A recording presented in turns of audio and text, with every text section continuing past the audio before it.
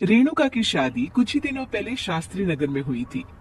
रेणुका बहुत ही आलसी लड़की थी।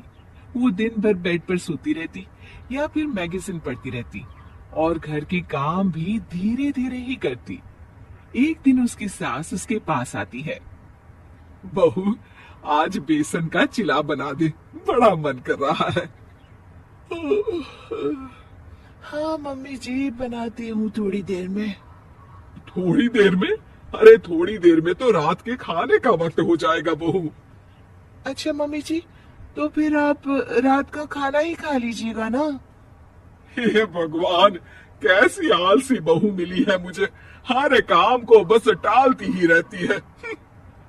रेणुका दिन भर बस आलस पना ही करती रहती। एक बार रात के खाने पर सब बैठे हैं तो रेणुका का पति कहता है, अरे ये क्या, आज फिर से करेला? रेणुका, हफ्ते में तीसरी बार ऐसा हुआ है कि करेला बन रहा है। कुछ भी बना लिया करो। अरे इतनी सारी सब्जी मिलती है मार्केट में। हाँ, पर अब कौन मार्केट जाए और सब्जी लेकर आए, इसलिए जो था घर पर वही बना दिया। बहू, फ्रिज खोलकर देखती तो पता चलता कि सारी सब्जियां रखी होती है, पर तुम्हारा आलसपन खत्म हो तो तुम्हारी नजर जाए ना। विशाल कमरे में आकर रेणुका से पूछता है। रेणुका, मैंने कहा था तुमसे कि मेरे लिए रुमाल ले आना।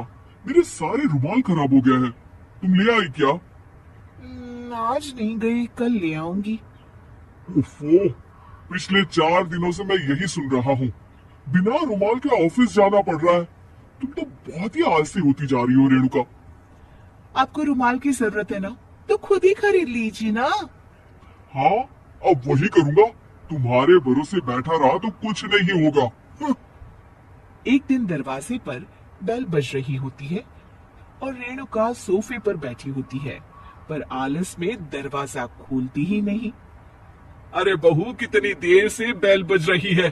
क्या कानों में रुई डालकर बैठी हो जो सुनाई नहीं दे रही बेल? मम्मी जी, अब आप आ ही गई है तो आप ही खोल दीजिए ना दरवाजा। क्यों मुझे ताना मारकर और देर कर रही है?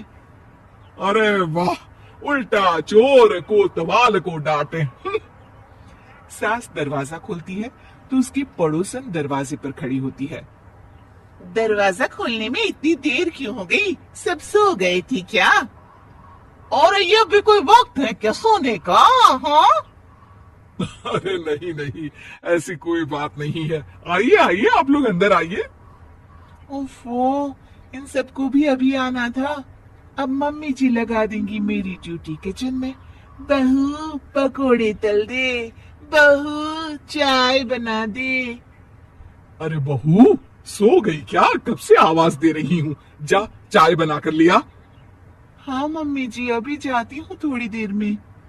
सास रेणुका को आंख दिखाती है। मतलब थोड़ी ही देर लगेगी चाय बनाने में, अभी ले आती हूँ, बस झटपट। रेणुका रसोई में जाती है और इसी आलसीपन में वो चीनी की जगह नमक डाल देती है। जैसे ही सब चाय का घूंट भरते हैं, चाय थूक देते हैं। थू थू थू थू, ये कैसी चाय बनाई है तूने रेणुका? इसमें तो सारा नमक भरा है। हाँ, और ये पकोड़े, इसमें इतनी मिर्च है कि मेरी तो हालत ही खराब हो गई खाकर। और रेणु जी, आपकी खातिरदारी में पहले तो कभी कोई कमी नहीं रहती थी, पर जब से आपकी ये बहू आई है ना, मामला कुछ गड़बड़ा सा गया है। हाँ हाँ, जहाँ आप इतनी एक्टिव है, वहीं आपकी बहू एकदम आलसी, एकदम राम मिलाई जोड़ी लगती है।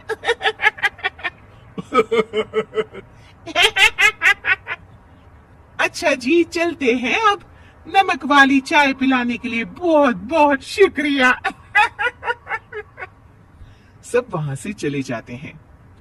अरे तूने तो मेरी नाक ही कटा दी बहू। वे लोग क्या सोच रहे होंगे मेरे बारे में? मम्मी जी, मैंने तो शक्कर ही डाली थी, पता नहीं नमक कैसे बन गई शक्कर। शक्कर नमक नहीं बना बहू रानी, तुम्हारा ये जो आलसपना है ना, ये उसी का नतीजा है। सॉरी मम्मी जी, अब मैं ये आलसपन छोड़कर सारे काम अच्छे से मन लगाकर करूंगी।